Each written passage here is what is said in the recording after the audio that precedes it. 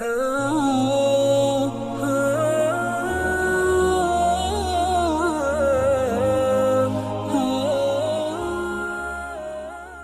आपका एक इंटरव्यू देगा, बड़ी खुशी हुई, मगर जब इस खातून ने सवाल किया कि आप तीनों बीवियों को साथ रखते हैं, तो आपने जवाब में कहा ये मुमकिन नहीं, फिर मुझे हेलमेट पहन कर घर जाना पड़ेगा। इस जवाब से ये तासुर मिलता है कि ख़वातीन आपस में मिलकर नहीं रहती। इसके बरक्स मेरे कज़न जो कि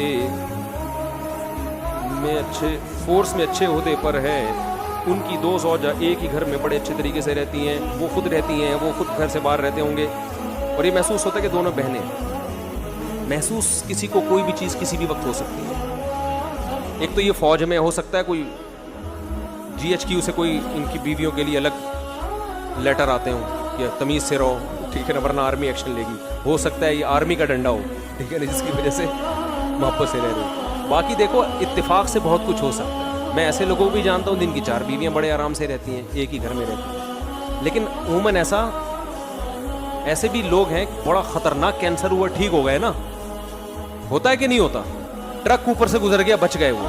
तो ये कुदरत के नमूने, 2 बीवियां बहनों की तरह रह रही हैं। नॉर्मल घरों में ऐसा, जहां गोश्त भी खाया जाता हो, नॉर्मल खुराक मिलती हो, नॉर्मल माहौल में कोई पलाओ, मैं लोगों से कहता हूँ मियाँ बीवी इकट्ठे नहीं रहते। उनकी सोगने कहाँ से आजकल इकट्ठी रहेंगी?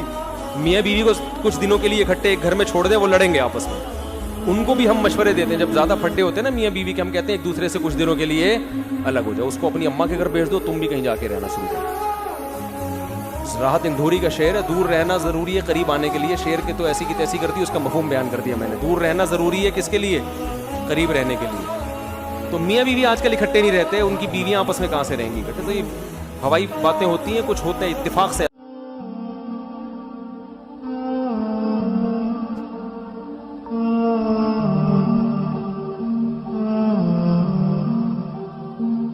Oh